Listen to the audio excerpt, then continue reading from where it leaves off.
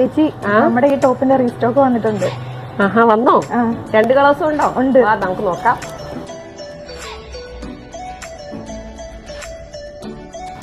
ഒരുപാട് എൻക്വയറീസ് ഉള്ളൊരു പ്രോഡക്റ്റ് ആയിരുന്നേ. ഒരുപാട് ഓർഡർ വന്ന് ലാസ്റ്റ് ഞാൻ അങ്ങ് പ്രീ ബുക്കിംഗ് കൊടുത്തതാണ്. അവർക്കെല്ലാം ഇനി അയക്കണ്ടേ?